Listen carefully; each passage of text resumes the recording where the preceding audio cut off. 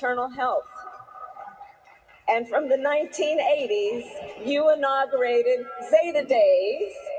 And I will tell you, when I was a United States Senator, I would see this group of powerful leaders walking through the halls of Congress in white and blue. And I always knew I was looking at some of the most powerful advocates for justice in America.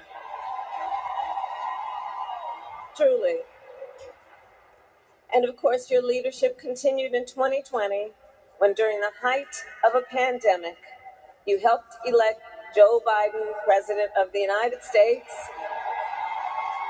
and me as the first woman Vice President of the United States.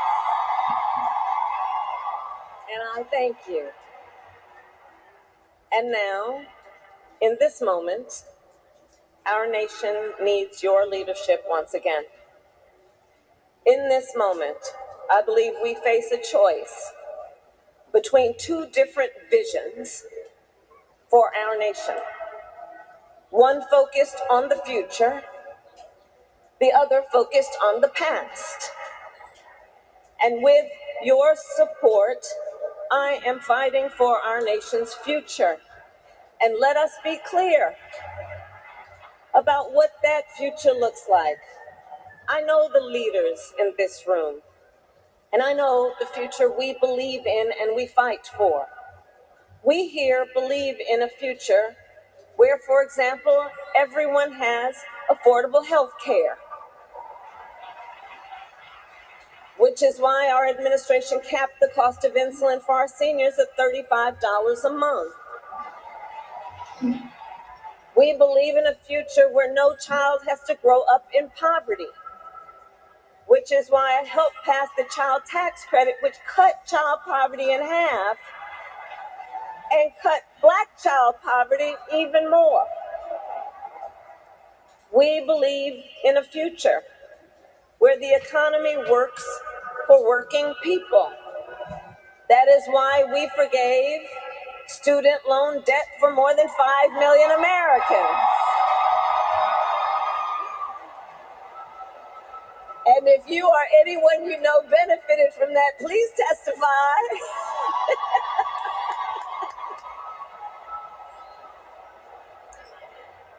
And we are finally making it so that medical debt can no longer be used against your credit score.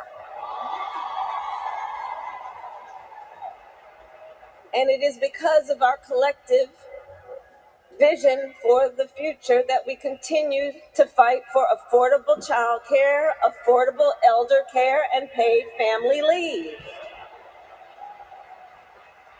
We here believe in a future where all women and all mothers are safe.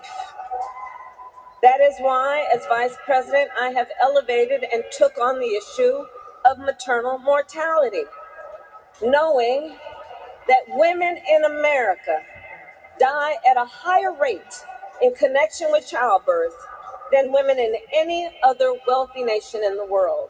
And Black women are 3 times more likely to die in connection with childbirth. And for too long, this has been a crisis in our country, and it is time that we recognize the crisis it is.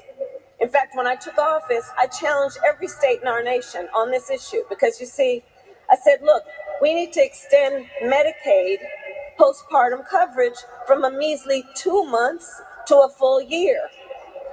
And I'm proud to report, whereas when I issued the challenge, only 3 states offered a full year of coverage, now 46 states do. To repeal our $35 cap on insulin, to eliminate the Department of Education, to end programs like Head Start, which would take away preschool for hundreds of thousands of children in our communities. Let's be clear. This represents an outright attack on our children, our families, and our future. These extremists want to take us back, but we are not going back. We are not going back. Hard won. freedoms and rights.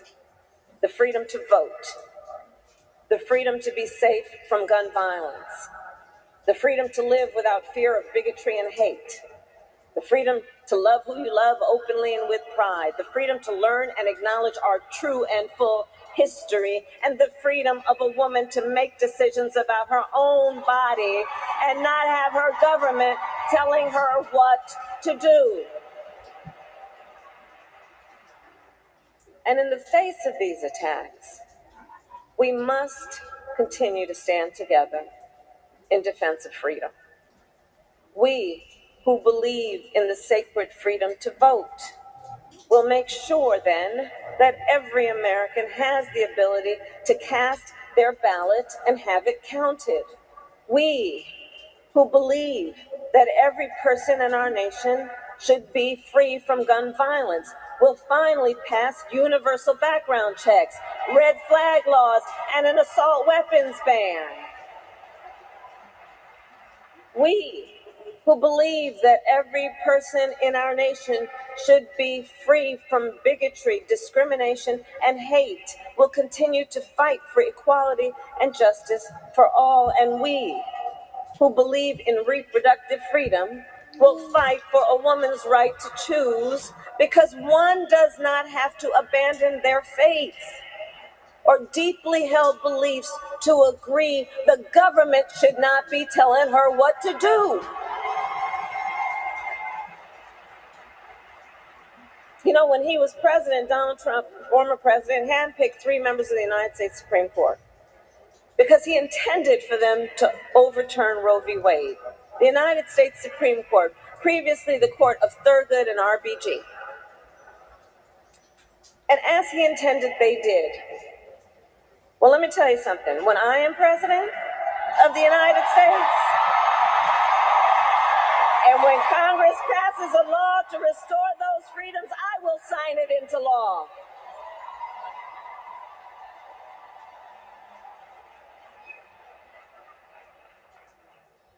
We are not playing around.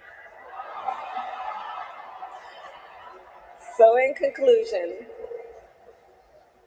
to the incredible members of Zeta Phi Beta Sorority Incorporated, I say, there is so much at stake in this moment. There's so much at stake.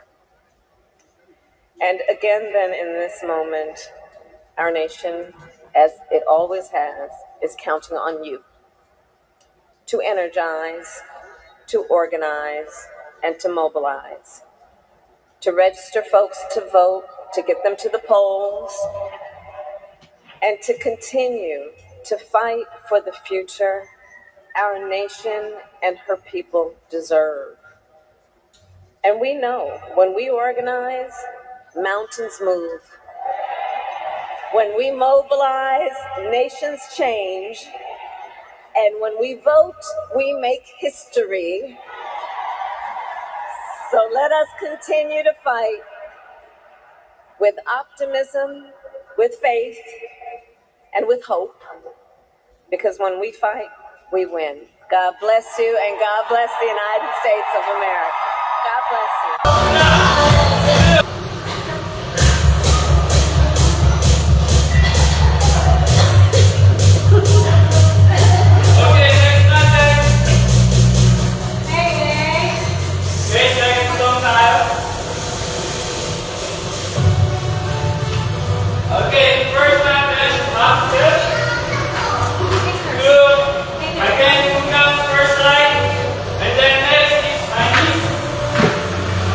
I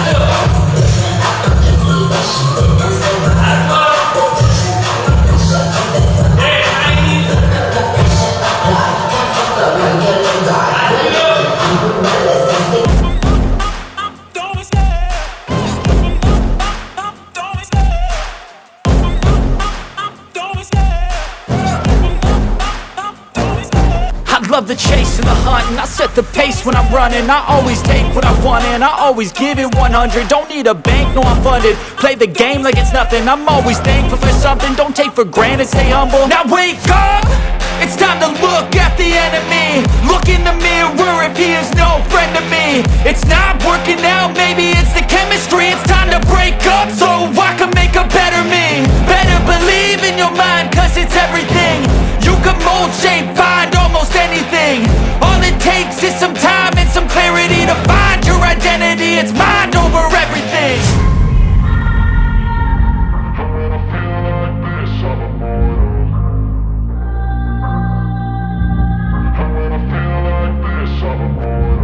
And when I feel like this, I'm immortal. When I feel like this, I'm immortal. When I